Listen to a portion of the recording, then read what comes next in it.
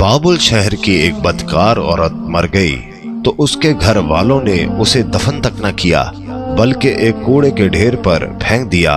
हजरत मूसा अलैहिस्सलाम जब कोहे तूर पर अल्लाह ताला से बातें करने के लिए गए तो अल्लाह ताला ने फरमाया कि ऐ मूसा, बाकी बातें बाद में होगी, पहले जाओ मेरी एक कनीज की लाश कूड़े पर पड़ी है, उसे गुस्ल दिलाओ और इज्जत के साथ दफनाओ। हजरत मूसा अलैहिस्सलाम कोहे तूर से वापस आए और बाबुल शहर में दाखिल हुए।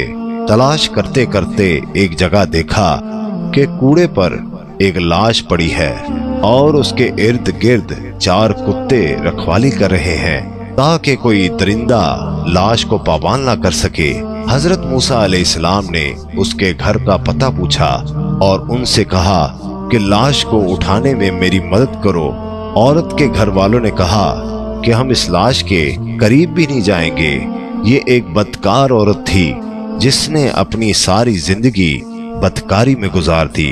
पूरे शहर में सब लाश को उठाने से इनकार कर रहे थे। हजरत मूसा अलैहिस्सलाम अपने भाई हजरत हारून अलैहिस्सलाम के पास गए और कहा कि लाश उठाने में मेरी मदद करो। दोनों नबियों ने लाश को उठाया और फिर जब गुस्ल देने की बारी आई तो शहर की कोई औरत भी उसको गुस्ल देने के लिए तैयार नहीं थी। ये देखते हुए हजरत मूसा अलैहिस्सलाम ने अपनी जोजा और बहन को हुक्म दिया कि इस औरत को गुस्ल दो। गुस्ल के बाद अपने भाई हजरत हारून अलैहिस्सलाम की मदद से उस औरत को दफन किया। दफनाने के बाद जैसे ही आप वापस आ रहे थे तो शहर वाले लोग आपके सामने आ गए।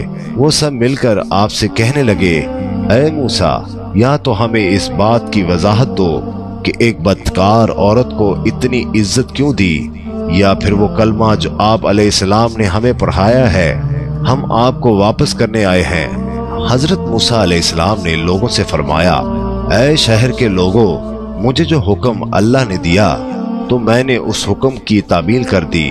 हाँ, अगली बार जब मैं कोहे तूर पर गया तो तुम सबको तुम्हारे इस सवाल का जवाब मिल जाएगा। ये सुनकर लोग वापस चले गए। हजरत मूसा अलैहिस्सलाम कोहे तूर पर गए।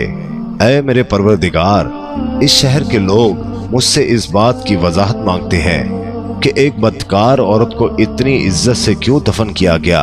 अल्लाह ताला ने फरमाया, ऐ मूसा, ये औरत वाकई बदकार थी और इसकी सारी जिंदगी बदकारी में गुजर गई, मगर एक दफा ये एक ऐसी जगह से गुजर रही थी जहां पर एक कुत्ता प्यास की शिद्दत से मर रहा था। उसने पानी के कुएं से अपने कपड़े गीले किए और कुत्ते के मुंह में निचोड़ दिए।